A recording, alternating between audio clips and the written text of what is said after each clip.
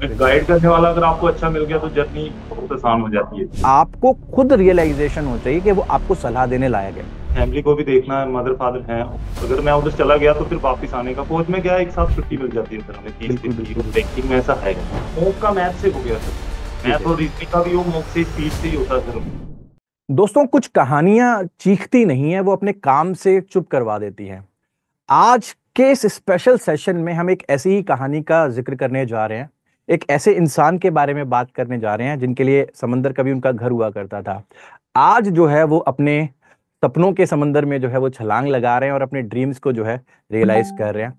मैं बात कर रहा हूं संजय शर्मा जी की, जिन्होंने अभी आईबीपीएस क्लर्क का एग्जामिनेशन क्रैक किया है और पंजाब एंड सिंध बैंक में जो है इनका प्रोफाइल जो है बेसिकली ये जॉब पर लगे हैं।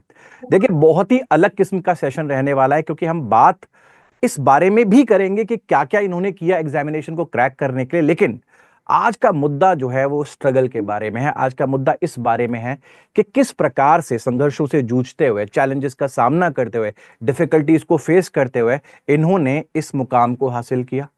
पहले ये नेवी में काम कर चुके हैं, ऑलरेडी ये मैरिड हैं, इनका इनके एक बेबी भी है। तो इतनी सारी रिस्पॉन्सिबिलिटीज साथ में होते हुए पैरेलली तैयारी करना, और सिर्फ तैयारी नहीं करना, तैयारी इस लेवल पर करना कि जॉब भी जो है वो क्रैक हो पाए। तो बहुत अहम सेशन रहने वाला है, बहुत ध्यान से सुनिएगा।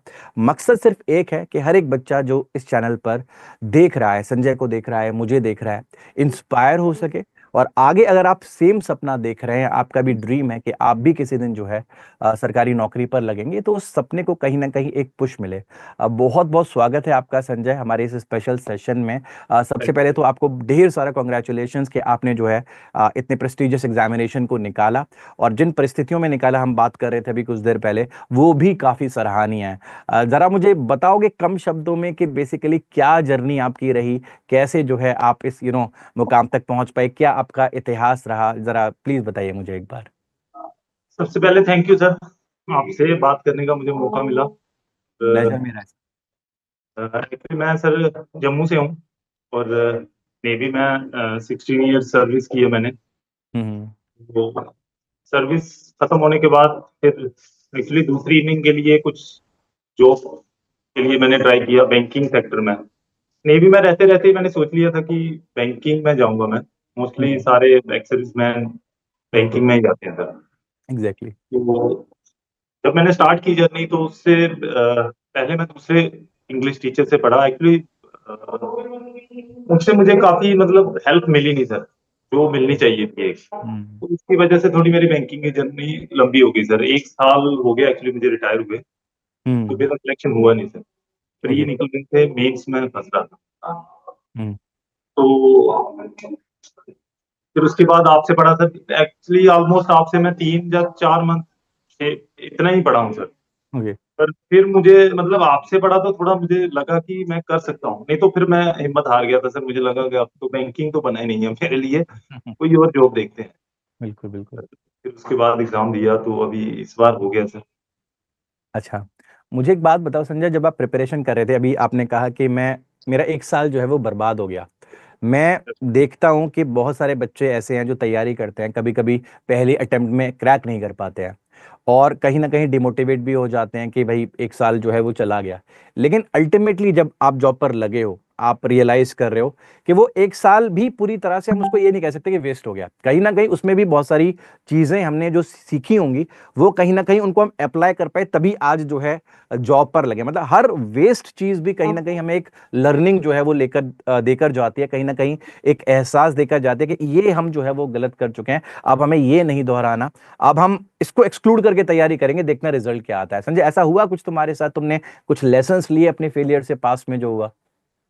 हाँ सर, गलतियां तो की मैंने। एक तो मैंने इंग्लिश को अंडर एस्टिमेट कर दिया सर। हम्म। मैंने एक फ्रेंड से पूछा, वो बोला इंग्लिश तो जरूरत नहीं है यार पढ़ने की, ऐसे ही आती है इंग्लिश, ऐसे ही हो जाएगा। मुझे लगा ऐसे हो जाएगा सर, फ्री तो हो गया। हाँ हाँ। पर मीन्स में थोड़ी ट्रिकी पूछते हैं सर, बिल्कुल जो बिल्कुल। हमें लगता है वो होता नहीं है।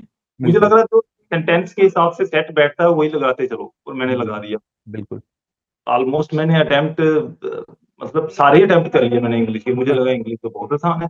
हाँ जब हाँ बाद में नंबर देखे तो सर 5 6 7 8 नंबर ही बने। हाँ हाँ। फिर मुझे थोड़ा रियलाइज हुआ कि ये गलती है। इंग्लिश के बिना तो एग्जाम क्रैक करना मतलब कर ही नहीं सकता सर बंदा, कोई भी चाहे हो, क्योंकि मैथ और रीजनिंग का मैंने देख लिया सर, ऑलमोस्ट जो टॉपर के जितने आएंगे उतने ही नीचे आपके भी वाले है। के आएंगे, 5-6 नंबर का गैप रहता है। बिल्कुल तो बिल्कुल इंग्लिश बिल्कुल। बहुत इंपॉर्टेंट है, ये मेरा बहुत बड़ा सर वो था। और और पहले मैंने आपको बताया कि एक अच्छा टीचर बहुत जरूरी है सर, सबसे इम्पोर्टेंट है अच्छा टीचर। बिल्कुल गाइड करने वाला अगर आपको अच्छा मिल गया तो जर्नी बहुत आसान हो जाती है। बिल्कुल बिल्कुल। मतलब वो एक थोड़ा सर था कि एक अच्छा टीचर चूज करो जिसका आपको समझ आता हो। यहाँ जो पर एक लर्निंग ले सकते हैं संजय, जैसे अभी हम आप बात कर रहे थे तो दो चीजों का जिक्र किया। पहला आपने ये जिक्र किया कि किसी ने आपसे कहा कि इंग्लिश उतना इंपॉर्टेंट नहीं है, हो जाएगा।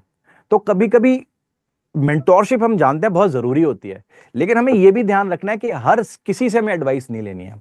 हमें इस बात को समझना है कि हमें सही मायने में मेंटोरशिप चाहिए किससे। और जब अपना मेंटोर चूज कर रहे हो, हमेशा इस बात का ध्यान रखिएगा कि आपको खुद रियलाइजेशन हो चाहिए कि वो आपको सलाह देने लायक है। अगर वो देने लायक है और उसकी सलाह में दम है, तभी उसको फॉलो करिए। रैंडमली किसी की भी बात को फॉलो करके आप आगे बढ़ेंगे तो कहीं ना कहीं आप पीछे की तरफ जो है वो ज्यादा जाएंगे। सारे स्टूडेंट से ये कहना चाहूंगा, बहुत केयरफुली आपको मेंटोरशिप चूज करनी होती है, क्योंकि उसका बहुत बड़ा योगदान होता है आपकी प्लानिंग में और आपकी जर्नी में। और ये संजय के केस में भी देखने को मिला कि शुरू में मिसकंसेप्शन क्रिएट हो गया कि हम इंग्लिश पर उतना ज्यादा ध्यान नहीं देते, बाकी से शायद हम क्रैक कर पाएंगे। जब तक रियलाइजेशन हुआ, एक साल जो है वो क्या हो चुका था, जा चुका था। राइट। बहुत बढ़िया संजय। एक और चीज, अब देखिए मुझे पता है पीछे बच्ची जो है दिखाई दे रही है, तो मैं थोड़ा आपकी पर्सनल लाइफ पर आना चाहूंगा। मेरे भी एक 6 साल का बच्चा है, तो मुझे पता है कि बच्चे के साथ मैनेज करना, और स्पेसिफिकली उस पॉइंट ऑफ टाइम पर मैनेज करना जब हम कुछ ऐसा करने जा रहे हैं जहां पर दुनिया हमारे साथ कंपटीशन में है। हमारे साथ कंपटीशन में ऐसे लोग भी हैं जिनको कोई भी काम नहीं है, सिर्फ उन्होंने पढ़ना है, घर से उनको पैसे भी मिल रहे हैं, सपोर्ट भी मिल रहा है, एनर्जी भी मिल रही है, कॉन्फिडेंस भी मिल रहा है, सब कुछ मिल रहा है। और एक तरफ मैं हूं जहां पर मुझे अपने परिवार की जिम्मेदारी संभालनी है, मुझे अपने बच्चे को देखना है, मुझे अपनी वाइफ को देखना है, मुझे अपने बुजुर्ग माता पिता का ध्यान रखना है। इतने सारे चैलेंजेस के साथ घर में मुझे, ऑब्वियसली बात है, मैं एक आमदनी का सोर्स भी हूं, मैं पहले काम कर चुका हूं, तो शायद उस आमदनी से ही मेरा घर भी चलता होगा। तो पैरेलली इतने सारे चैलेंजेस के साथ आपने रास्ता कैसे ढूंढा? कैसे आपको लगा कि ये सारी चैलेंजेस हैं लेकिन मैं एक रास्ता बनाऊंगा और कहीं ना कहीं वो अचीव करूंगा? तो ये चैलेंजेस आए होंगे आपको संजय, जरा बताओ खुल के कि क्या चैलेंजेस रहे बेसिकली ये वाले। सर चैलेंजेस यही है, एक तो आपने जैसे बताया कि बच्चों के साथ तैयारी करना बहुत मुश्किल रहता है, क्योंकि बच्चों को इतना पता नहीं रहता कि तैयारी हो रही है क्या हो रही होती है। बिल्कुल बच्चों को फिर स्कूल भी लेके जाना, बच्चों को बीमार उनको भी लेके जाना, वाइफ को उसको भी। और कहीं ना बिल्कुल कहीं सर हमारी स्ट्रेंथ भी है एक्चुअली, इनको देख के बंदा थोड़ा मोटिवेट होता है और ज्यादा अ, मतलब अच्छे से तैयारी करता है बंदा कि मुझे करना ही है कुछ भी हाँ, हो जाए, क्योंकि फैमिली हो तो सर ऑब्वियसली बिल्कुल ऑप्शन ही बिल्कुल नहीं है इंसान के पास। बिल्कुल बिल्कुल। तो ये चैलेंज थे सर, पर फिर यही था मेरे पास कि दिन में तो बच्ची थोड़ा कम पढ़ने देती थी, मैं रात के हम्म, टाइम थोड़ा टाइम मैनेज कर लेता था। हम्म। और जैसे आपके भी वीडियो देखता था, आप बोलते थे कि 3 बजे तक आज तो मैंने मतलब इंग्लिश प्रिपेयर की, तो मुझे लगा कि सर अगर 3 बजे तक जाग रहे हैं तो हम बिल्कुल 3 बजे तक क्यों नहीं। बिल्कुल तो फिर बिल्कुल उसी हिसाब से सर ये रात के टाइम भी थोड़ा बैलेंस करके, और सर बिल्कुल मेन कंसिस्टेंसी रहती है। बिल्कुल। अगर उसको छोड़ दिया आपने, मतलब एग्जैक्टली बीच में ब्रेक exactly. कर दिया तो कंसिस्टेंट फिर होना बहुत जरूरी है। बिल्कुल बिल्कुल बिल्कुल। संजय, जैसे अभी हम कह रहे थे कि जब हम एक पेरेंट का रोल अदा कर रहे होते हैं तो उस वक्त हमें लगता है कि यार दुनिया की सबसे ज़रूरी चीज़ तो यही है, मतलब पहले हमारे लिए हमारा बच्चा है, फिर बाद में सारी चीज़ें। मैं भी सेम एक्सपीरियंस करता हूँ, कभी मैं कंटेंट बना रहा होता हूँ या बिजी हो जाता हूँ काफ़ी, तो मेरा बच्चा मेरे आसपास घूमता रहता है, और अभी तो वो मेरे से कह भी देता है कि पूरे दिन जो है वो काम ही करते रहते हो, अभी आप मेरे लिए टाइम नहीं है, मुझे बाहर लेके जाओ, मुझे घुमाने लेके जाओ। तो वो भी एक बहुत बड़ा चैलेंज होता है। और आपने जिस तरह से कहा कि हाँ, ये सारे चैलेंजेस फेस करते करते जो है आप आगे बढ़े और रियलाइजेशन जो हुआ। आना चाहूंगा आपके माता पिता की तरफ। जैसे मेरी आपसे बात हो रही थी, पहले आपने कहा कि पहले आप जब नेवी में जॉब करते थे तो ऑब्वियसली बात है आप बाहर रहते थे, उतना सपोर्ट घर पर नहीं हो पाता था, लेकिन अब जब आप क्लर्क बन गए हैं तो आई थिंक आप शायद अपने माँ बाप के पास भी रह पाएंगे, ऑब्वियसली बात है वो बुजुर्ग है। तो क्या जब आप प्रिपरेशन कर रहे थे क्लर्क एग्जामिनेशन की, तो आपके दिमाग में ये भी था कि मुझे कुछ ऐसा करना है जिससे कि इस अवस्था में मैं अपने माता पिता के साथ रह सकूं, उनको कहीं ना कहीं उनको एक सपोर्ट जो है वो प्रोवाइड कर सकूं? ये भी ध्यान में था, दिमाग में था जब तैयारी कर रहे थे? ये सर, क्योंकि क्लर्क में तो हम सर जहाँ पे बिल्कुल अप्लाई कर दिया उधर ही रहते हैं।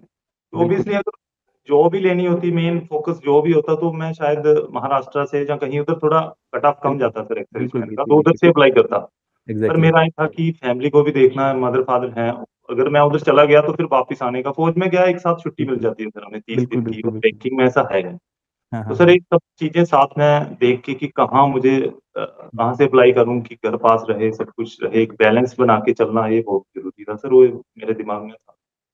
अच्छा, ठीक है। तो अब थोड़ा-सा स्टूडेंट्स की तरफ रुख करते हैं, जो भी बच्चे हमें देख रहे हैं। जब भी कोई बच्चा सेलेक्ट होता है, तो अक्सर ये जानने की इच्छा रहती है बच्चों के मन में कि क्या ऐसा आपने अलग किया, जिस वजह से आप जो है इस मुकाम को हासिल कर पाए? क्योंकि तैयारी बहुत सारे लोग करते हैं, कुछ सफल होते हैं, कुछ असफल होते हैं।